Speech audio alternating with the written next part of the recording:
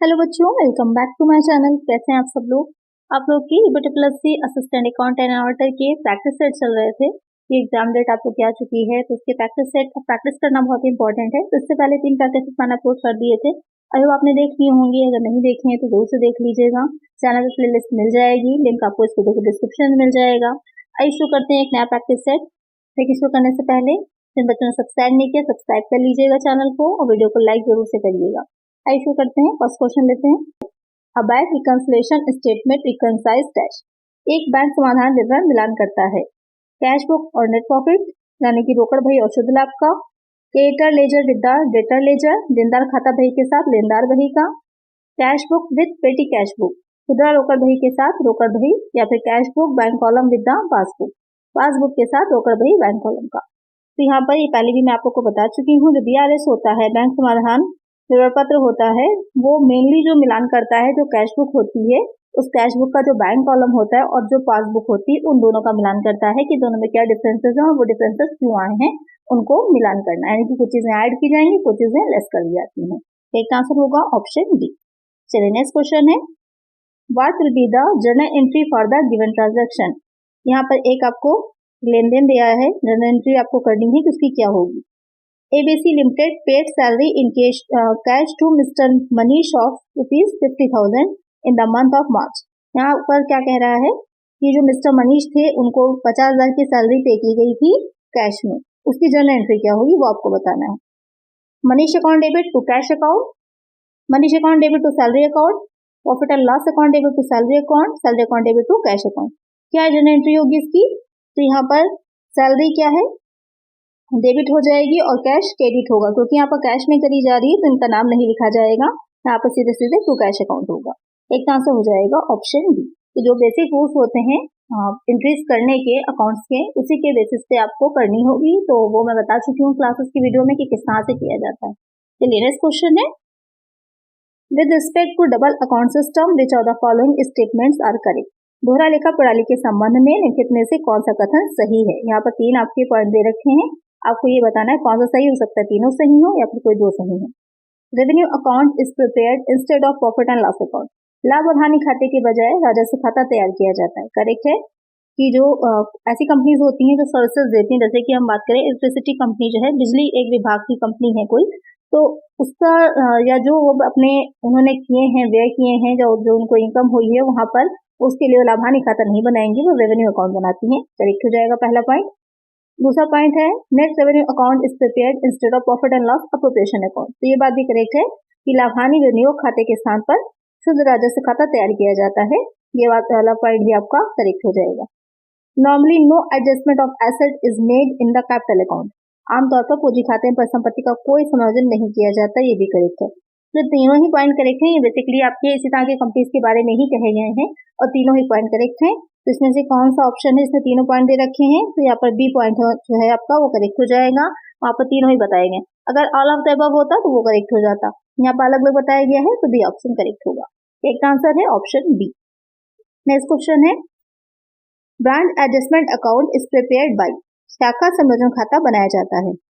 Dependent branch आशीष शाखा द्वारा, head office of dependent branch आशीष शाखा के प्रधान कार्यालय द्वारा, head office of independent branch, या फिर नन ऑफ द अबव, उसमें से कोई नहीं। तो ब्रांच एडजस्टमेंट अकाउंट कौन बनाएगा? ब्रांच का एडजस्टमेंट किया जा रहा है अपने मेन अकाउंट के साथ, तो किसमें बनेगा? जो हेड ऑफिस होता है उसके द्वारा बनाया जाता है, वो भी डिपेंडेंट ब्रांच की। इंडिपेंडेंट का तो मतलब है कि वो अपने अकाउंट खुद ही रख रही है, वो अपने सारा जो लेखा है, रिकॉर्ड्स है, वो सब रखती है। लेकिन जो डिपेंडेंट ब्रांच है, यानी कि वो हेड ऑफिस पर डिपेंडेंट है, तो हेड ऑफिस जो होता है वही उसके जो खाते हैं या जो भी उसने लेन देन किए उसका समायोजन करता है। तो एक आंसर यहाँ पे क्या हो जाएगा? ऑप्शन बी हो जाएगा। ये बहुत ही छोटे छोटे से पॉइंट हैं, लेकिन समझने में अगर आपने डिपेंडेंट पर इंडिपेंडेंट लगा दिया तो आंसर गलत हो जाएगा। तो जब तक आपको पता नहीं होगा कि दोनों शाखाएं क्या होती हैं, किस तरह की होती हैं, लेके कैसे रखती हैं, आपके समझ में ये पॉइंट नहीं आएगा। तो ये वाला चैप्टर ब्रांच अकाउंटिंग मैंने पढ़ाया हुआ है आपको, तो वहां पर आप लोगों ने देखा होगा इसे अच्छे से। चलिए नेक्स्ट क्वेश्चन लेते हैं, with respect to branch account which of the following statement are correct. यहाँ पर शाखा खाते के बारे में 3 पॉइंट दे रखे हैं, आपको ये बताना है कि इसमें से कौन सा पॉइंट करेक्ट है। तीनों भी सही हो सकते हैं, कोई 2 भी सही हो सकते हैं, या फिर कोई एक। तो यहाँ पर पहला पॉइंट देख लेते हैं। पहला पॉइंट कह रहा है कि dependent branch are branches in respect of which the whole of the accounting records are kept at head office only. आश्रित शाखाएं वे शाखाएं हैं जिनके संबंध में संपूर्ण लेख अभिलेख केवल प्रधान कार्यालय में रखे जाते हैं। करेक्ट है कि जो आश्रित शाखाएं, अभी ऐसा ही क्वेश्चन हमने देखा ही था कि जो डिपेंडेंट ब्रांच होती हैं उनके जो रिकॉर्ड्स होते हैं वो हेड ऑफिस में रखे जाते हैं। पहला पॉइंट करेक्ट है। Independent branches are branches which maintain independent accounting records. स्वतंत्र शाखाएं वे शाखाएं हैं जो स्वतंत्र रूप में लेखा रिकॉर्ड रखती हैं, तो ये वाला पॉइंट भी करेक्ट है। थर्ड में क्या कह रहा है कि फॉरेन ब्रांचेस यानी कि जो विदेशी शाखाएं होती हैं which are located in a foreign country में लोकेटेड होती हैं, यानी कि ऐसी कंट्री में होती हैं जहां पर आपका रजिस्टर्ड कार्यालय नहीं है, उसके बाहर किसी दूसरे विदेश में है, किसी दूसरे देश में है आपकी शाखा, तो वो विदेशी शाखा कहलाती है। ये वाला पॉइंट भी करेक्ट हो जाएगा। तो यहाँ पर ये तीनों ही करेक्ट हैं। तो यहाँ पर ऑप्शंस में अगर हम देखें तो ऑप्शन ए जो है वहाँ तीनों ही करेक्ट बताए गए हैं, तो वही वाला हमारा सही हो जाएगा। करेक्ट आंसर हो जाएगा ऑप्शन ए। नेक्स्ट क्वेश्चन लेते हैं।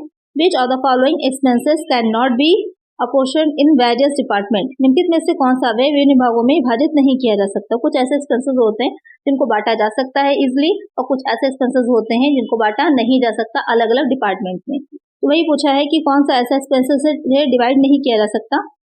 एडवर्टाइजिंग विज्ञापन, interest on loan and debentures, fire insurance premium, अग्नि बीमा प्रीमियम, या फिर depreciation and repair of machinery और मोल ह्रास और मरम्मत। तो कौन सा ऐसा एक्सपेंस है जिसको बांटा नहीं जा सकता।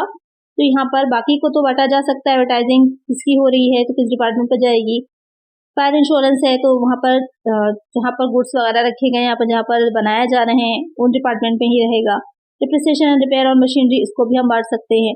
लेकिन यहाँ पर जो इंटरेस्ट और लोन एंड डिबेंचर्स होता है, यानी कि ऋण और रिपत्रों पर ब्याज दिया जाता है, उसको एलोकेट करना, उसको बांटना मुश्किल होता है। तो एक आंसर यहाँ पर क्या हो जाएगा, ऑप्शन बी हो जाएगा। चलिए नेक्स्ट क्वेश्चन है। A machine was purchased 2 years back for 50,000 and depreciation is charged at rupees 35%.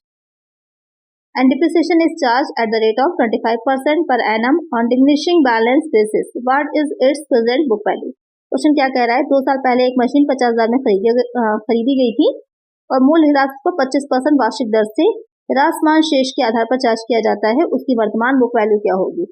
तो यहाँ पर क्वेश्चन क्या कह रहा है कि ह्रासमान यानी कि जो भी डिप्रिसिएशन निकल करके आएगा उसको लेस कर दिया जाएगा, उसके बाद जो वैल्यू बचेगी उस पर नेक्स्ट ईयर डिप्रिसिएशन लगाया जाएगा। तो यहाँ पर उसकी वर्तमान वैल्यू, और मशीन खरीदी गई थी 2 साल, यानी कि 2 साल का डिप्रिसिएशन उस पर लगाया जाना है। तो इसे कैसे सॉल्व किया जाएगा।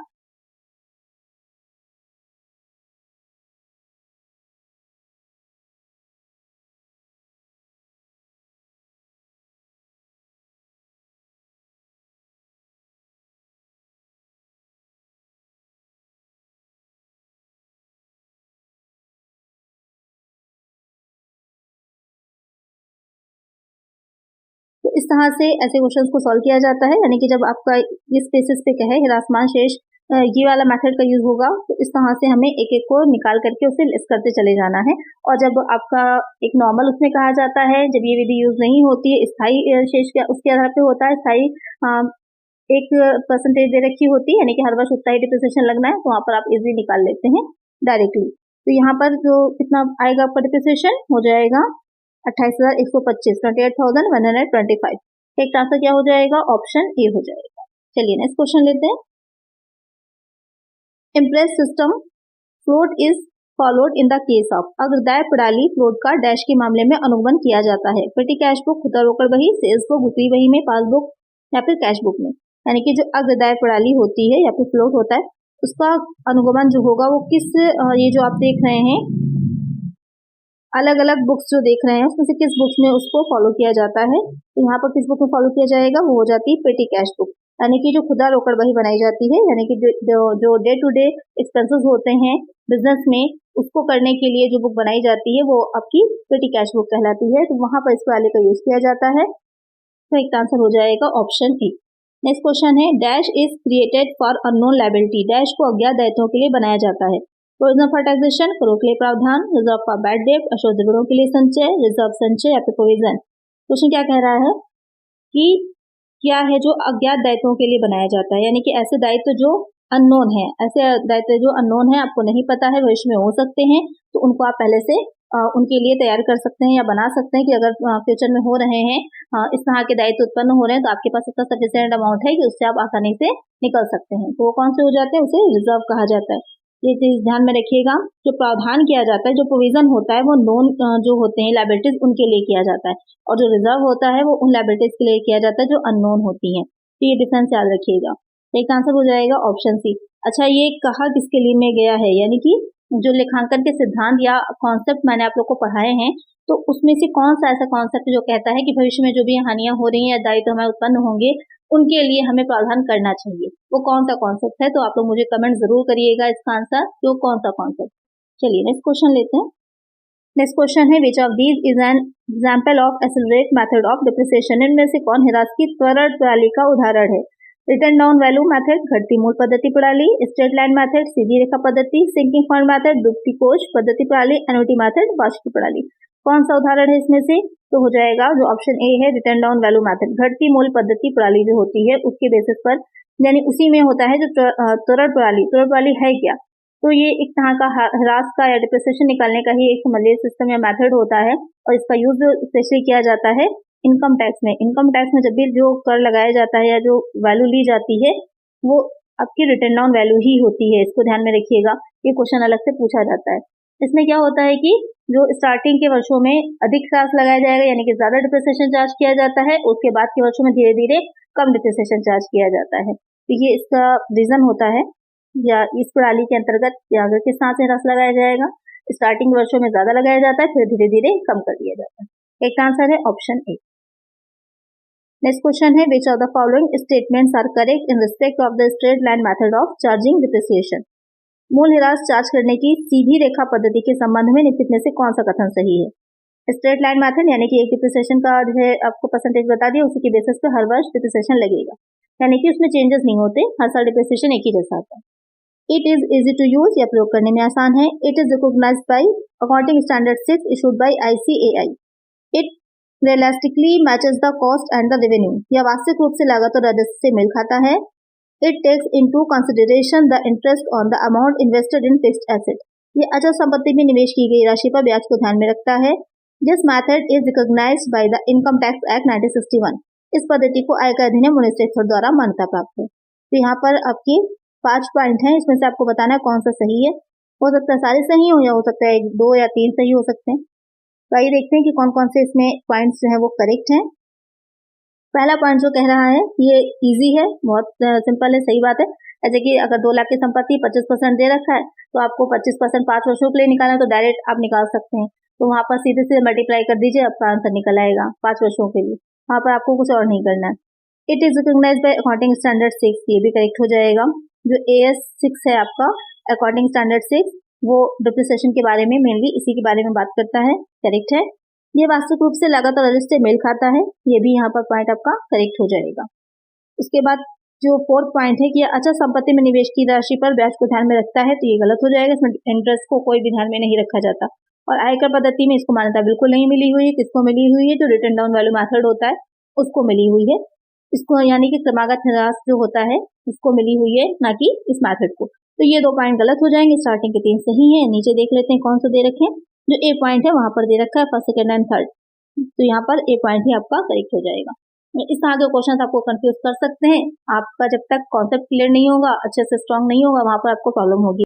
तो यहाँ पर करेक्ट आंसर है ऑप्शन ए। चलिए नेक्स्ट क्वेश्चन है, ₹5,000 deposited in bank account was entered twice in the cash book. Identify the correct adjustment in cash book.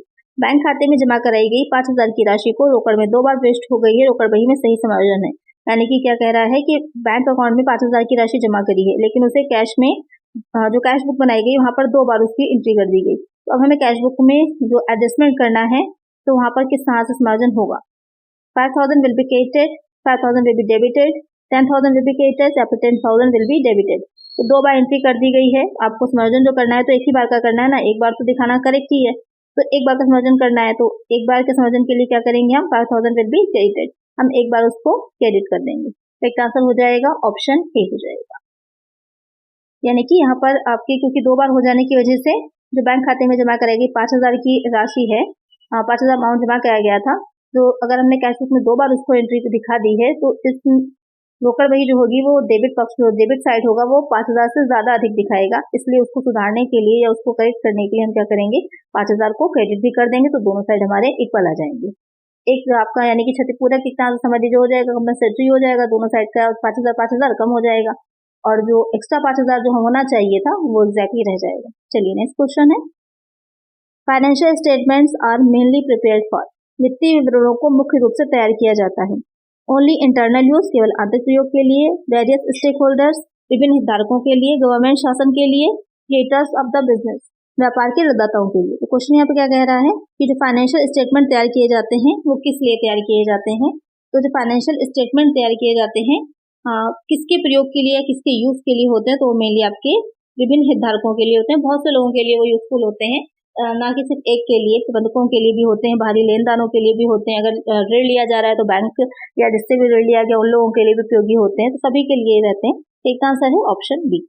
चलिए नेक्स्ट क्वेश्चन है, which of the following is not a one sided error, निम्नलिखित में से कौन सा एक तरफा त्रुटि नहीं है। Omission of posting to an account, किसी खाते में लेखा करने की चूक।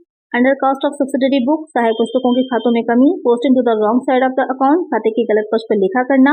Wrong recording of the transaction in the books of original entry, मूल प्रविष्टि की पुस्तकों में लेन देन की गलत रिकॉर्डिंग। यहाँ पर एक तरफा वन साइडेड जो है एरर नहीं है, तो कौन सी हो जाएगी, तो यहाँ पर wrong recording of the transaction in the books of original entry, ये एक तरफा त्रुटि नहीं है, क्योंकि जब हम मूल प्रविष्टि यानी कि जो लेजर जब जर्नल बना रहे होते हैं तो वहाँ पर जर्नल में हम डेबिट साइड और क्रेडिट दोनों साइड में एंट्री करते हैं, दिखाते हैं। यहाँ पर वो त्रुटि जो होगी वो एक तरफा नहीं होगी, दोनों को प्रभावित करेगी। एक आंसर क्या हो जाएगा, ऑप्शन डी हो जाएगा। चलिए नेक्स्ट क्वेश्चन है, which of the following statement is true, निम्न में से कौन सा कथन सत्य है। एरर इन्वॉल्व्स फ्रॉड, त्रुटि में धोखाधड़ी शामिल है। The word fraud and error have the same meaning, धोखाधड़ी और त्रुटि शब्दों का एक ही अर्थ है। The word fraud and error have different meaning, धोखाधड़ी और त्रुटि शब्दों के अर्थ अलग अलग हैं। The term error doesn't exist at all, त्रुटि नामक शब्द बिल्कुल मौजूदा नहीं, यानी कि एग्जिस्ट ही नहीं करता। तो यहाँ पर क्या होगा करेक्ट आंसर, कि जो धोखाधड़ी और त्रुटि है ये दोनों ही अलग अलग शब्द हैं, ये करेक्ट हो जाएगा। त्रुटि जो होती है बाय मिस्टेक हो जाती है, भूलवश हो जाती है, गलती से हो जाती है, और जो धोखाधड़ी दी जाती है, फ्रॉड किया जाता है या गबन किया जाता है, वो पूरी तरह से प्लानिंग के साथ होता है, जानबूझ करके किया जाता है। तो यहाँ पर ये करेक्ट आंसर हो जाएगा ऑप्शन सी।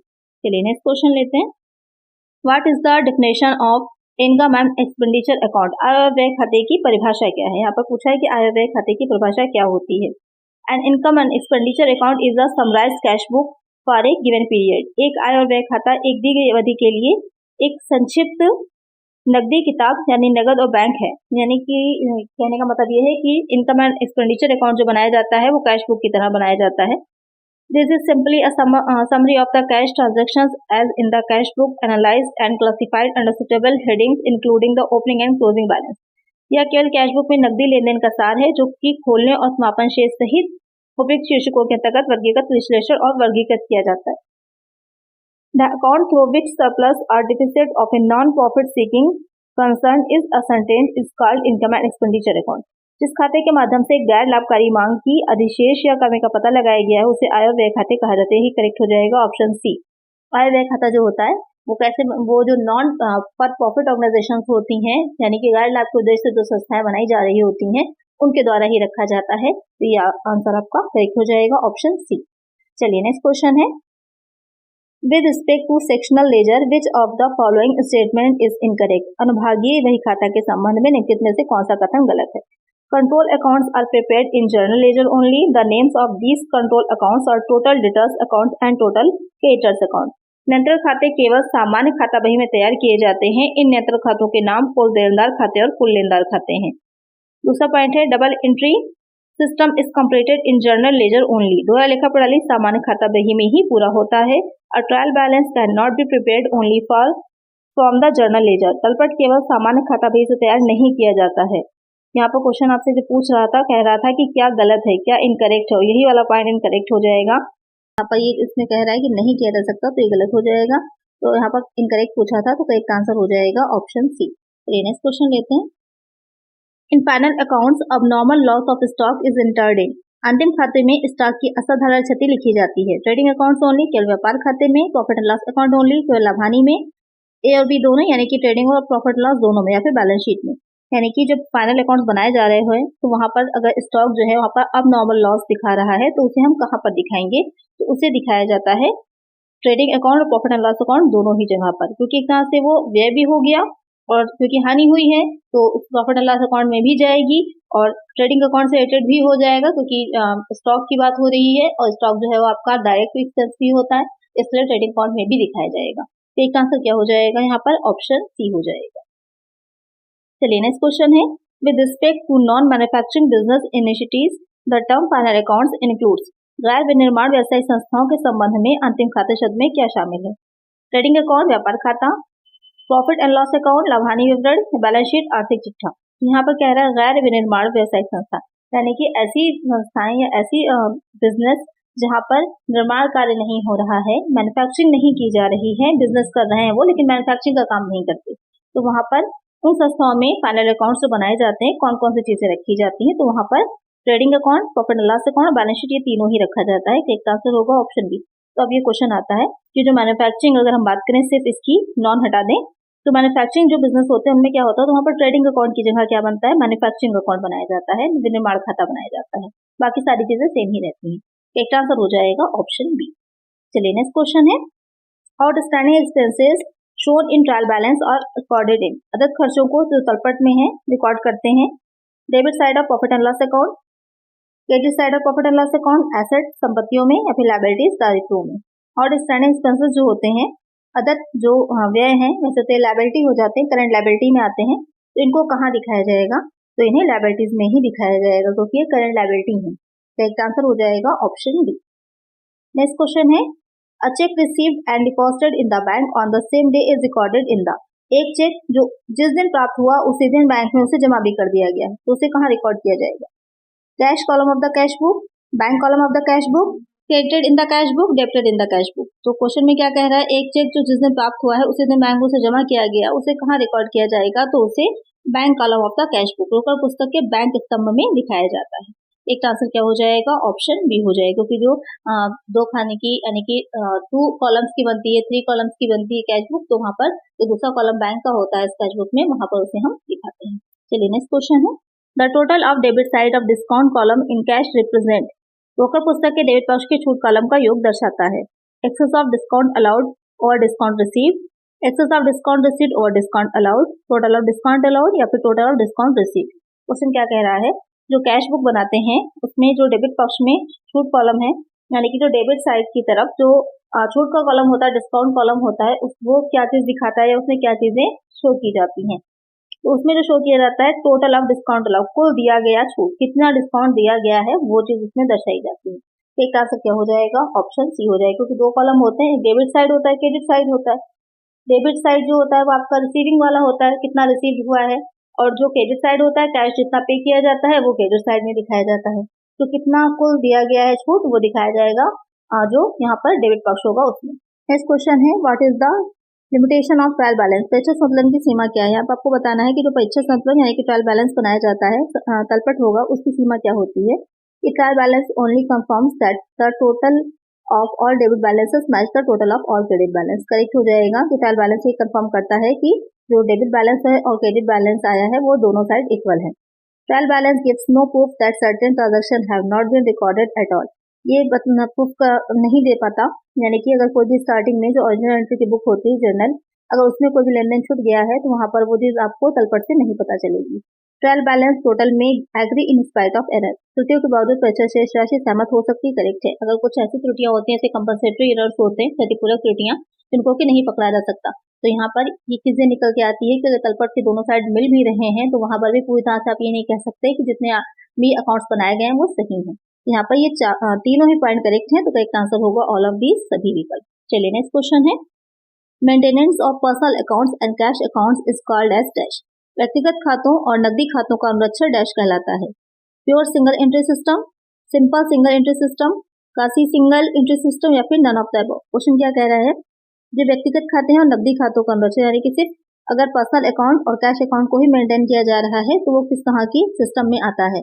तो अगर सिर्फ इन 2 अकाउंट्स को ही मेंटेन करेंगे तो उसे सिंपल सिंगल एंट्री सिस्टम कहा जाता है। एक आंसर क्या होगा, ऑप्शन बी हो जाएगा।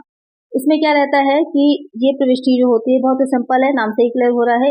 ये सिंगल एंट्री सिस्टम की तरह ही एक रहेगा आपका, जिसमें लेन देन जो ट्रांजेक्शन करते हैं उनके केवल एक ही खाता प्रभावित होता है, एक ही अकाउंट जो होता है वो इफेक्ट करता है, यानी कि केवल एक ही खाते में कमी, डिफिसिट या फिर सरप्लस को ये दिखाता है। इसमें ज़्यादातर जो बनाए जाते हैं तो टैक्स पेमेंट है, कैश है, या फिर पर्सनल अकाउंट, या फिर कुछ ऐसी रिसीविंग्स होती हैं जिनके अकाउंट्स इसमें तैयार किए जाते हैं। चलिए नेक्स्ट क्वेश्चन है, which of the following is not recorded using adjust journal entries. निम्नलिखित में से कौन सा जर्नल प्रविष्टियों को समायोजन करने के लिए उपयोग नहीं किया जाता? Accrued expenses and accrued revenues, अर्जित व्यय और अर्जित राजस्व।